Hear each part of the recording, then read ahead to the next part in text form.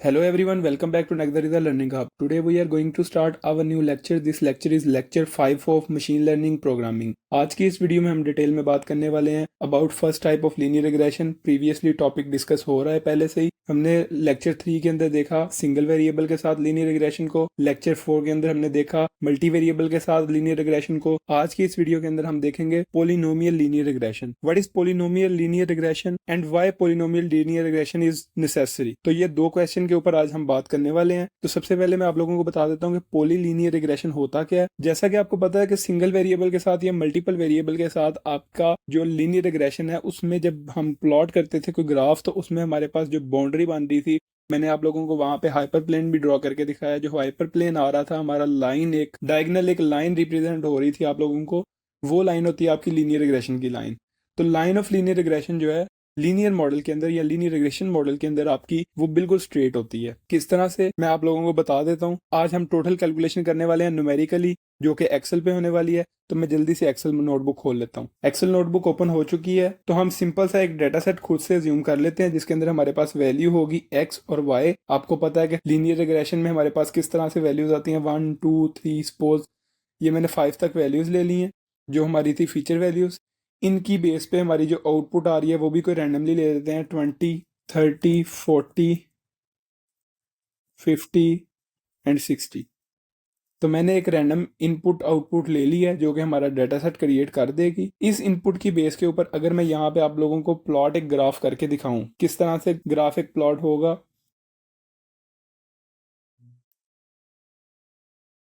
तो आप लोग देख सकते हैं कि हमारे पास एक स्ट्रेट लाइन आपको रिप्रेजेंट हो रही होगी. मैं आप लोगों के लिए ये दो लाइंस प्रिंट करके दिखा देता हूँ. तो हमारा जो इनपुट थी वो कुछ इस तरह से आ रही थी और आउटपुट हमारी कुछ डायगोनल टाइप रिजल्ट दे रही है. अब मैंने ये वाली वैल्यूज ले ली हैं लेकिन आपने इसमें देखा कि हमारे पास जो लाइन थी वो सिंगल लाइन आ रही है. अब हमारे पास होता क्या है कि प्रॉब्लम इस तरह की आ जाती है कि जहाँ पे हमारे पास डेटा पोलिनोमियल हो. पोलिनोमियल में आपको पता होगा अगर आपने मैथ में पढ़ा हुआ है कि वहाँ पे हमारे पास स्क्वायर, क्वाड्रेटिक, क्यूब, इस तरह से उसकी पावर बढ़ती जाती है डेटा की. तो अब मेरे पास y है तो मैं कहता हूँ यहाँ पे y का स्क्वायर ले ले, नेक्स्ट टर्म में y का क्यूब ले ले. तो इस तरह से मैं उसकी पावर को इंक्रीज करता जाऊंगा. मैं पहले सबसे यहाँ पे ले रहा हूँ y का स्क्वायर. तो हमारे पास कुछ इस तरह से टर्म आ गई है. अगर मैं यही कहता हूँ कि हमने इसका ही लेना है क्यूब तो देन हमारे पास ये टर्म आ गई है. अब आप लोग देखेंगे कि जब मैं इसका ग्राफ प्लॉट करूंगा ना तो देन हमारे पास जो लाइन है वो कुछ इस तरह की बेंड सी नजर आएगी. अगर इसे मैं क्यूब की तरफ ले जाऊं तो वो थोड़ी सी मजीद बेंड हो जाएगी. तो इस तरह से आपका एक जो प्लॉट है, ग्राफ है, वो कर्व टाइप बन रहा होगा. आपको पता है लीनियर में हमारा ग्राफ स्ट्रेट शो हो रहा था लेकिन यहाँ पे हल्का सा बेंड हो रहा है, हल्का सा कर्व दे रहा है. इस चीज को कहते हैं जी हमारी पोलिनोमियल लीनियर रिग्रेशन है. मॉडल जो हमारा ट्रेन हुआ उसकी बेस पे हमें जो प्रिडिक्शन मिलेगी वो मिलेगी स्ट्रेट लाइन, लेकिन हमारी आउटपुट जो है वो तो आ रही है बेंड में. तो दैट्स वाई आपका वहां पे linear regression with single variable या मल्टी वेरिएबल फेल हो जाता है. हमें वहां पे जरूरत पड़ती है पोलिनोमियल लीनियर रिग्रेशन की. तो अब हम बात कर रहे हैं जी पोलिनोमियल लीनियर रिग्रेशन को किस तरह से हमने सॉल्व करना है. यहाँ पे तो मैंने एक आपको प्रॉब्लम फिगर आउट कर दी है कि that's the actual problem due to which we are moving toward polynomial linear regression. तो ये प्रॉब्लम तो हमें मिल गई है लेकिन अब इसका सोल्यूशन क्या है, सोल्यूशन किस तरह से हमने फाइंड करना है. सोल्यूशन हमने इस तरह से फाइंड करना है कि हमारे पास सेम यहाँ पे फॉर्मूला वही है जो लीनियर रिग्रेशन मल्टी वेरिएबल के साथ होता है लेकिन माइनर सा उसमें डिफरेंस है. मैं यहाँ पे आपको पहले मल्टी वेरिएबल का फार्मूला लिख के दिखा देता हूँ. b1 इंटू हमारे पास होता है x1, उसके बाद हमारा आता है प्लस b2 इंटू x2 और सोन, इसी तरह से ये चलता जाता है. लास्ट पे आपका B N into X N तक.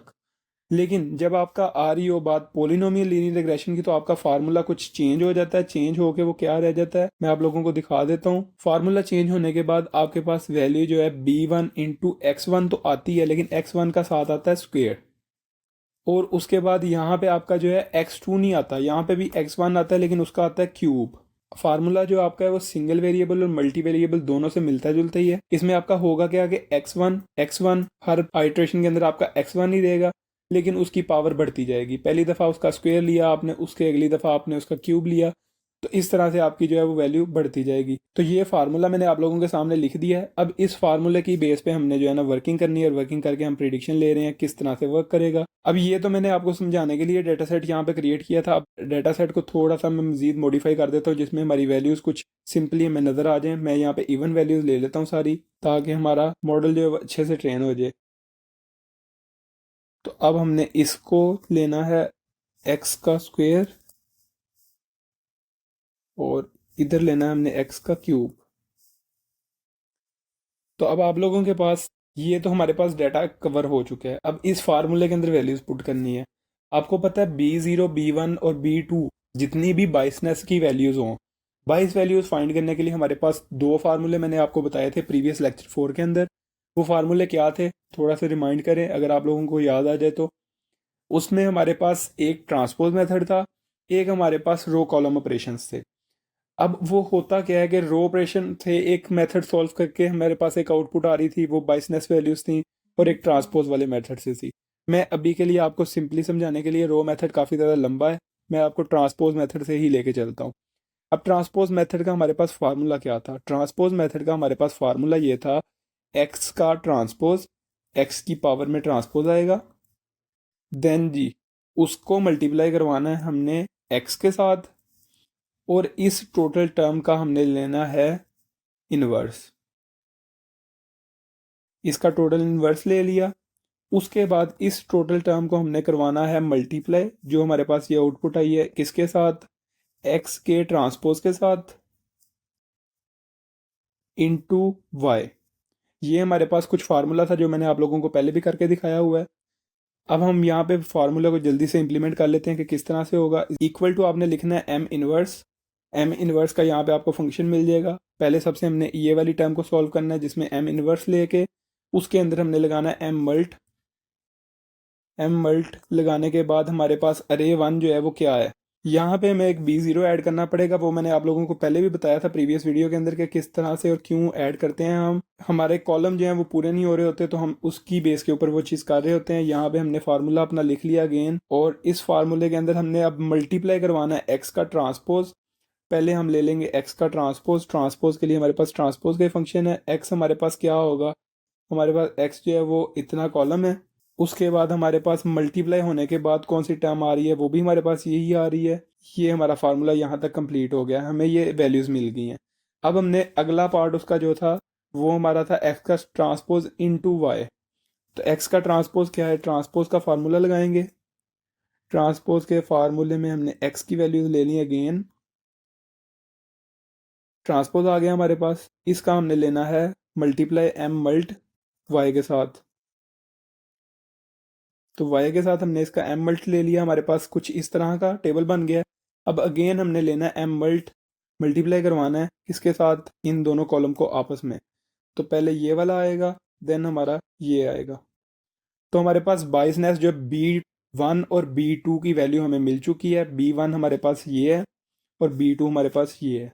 तो सिंपली हमारा ये सिंपल सा फार्मूला लगाने के बाद हमें आउटपुट मिल गई है B1 की और B2 की। अब आपने अपने फार्मूले में वैल्यूज पुट करनी है और प्रेडिक्शन लेनी है। यहाँ पे इनका सम भी ले लेते हैं हम। सम ऑफ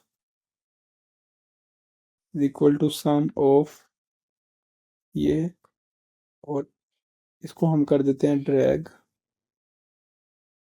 अब हमारे पास फार्मूला ये वाला जो है ये इम्प्लीमेंट हमने करना है। मैं इसको यहाँ से कॉपी करके यहाँ पे पेस्ट कर रहा हूँ, ताकि हमारा जो है सिंपल सा नज़र आ जाए। इज इक्वल टू B0 हमारे पास है 10। मैं लिख देता हूँ जी यही वाला B0 हमारा जो भी है, प्लस B1 इंटू x1 का स्क्वेयर। x1 का स्क्वेयर क्या है, ये है हमारे पास आउटपुट, और हमारी प्रिडिक्शन आ गई है कुछ इस तरह से। अब ये वाली प्रिडिक्शन को हमने देखना है अपनी लाइन के साथ मैच करके। अभी इसके अंदर काफ़ी ज़्यादा एरर आ रहा है।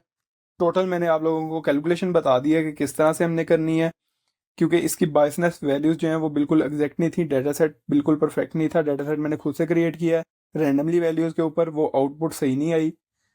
तो आप लोगों ने डाटा सेट जब भी लेना है, एक वेल ट्रेन डाटा सेट लेना है, जिसके ऊपर आपने पहले नॉर्मलाइजेशन क्लीनिंग वगैरह करके देन उसके ऊपर आपने इम्प्लीमेंटेशन करनी है। अभी के लिए मैंने आप लोगों को पॉलिनियर रिग्रेशन समझाने के लिए सिंपली ये वाला फार्मूला इस तरह से आपको चला के दिखा दिया है।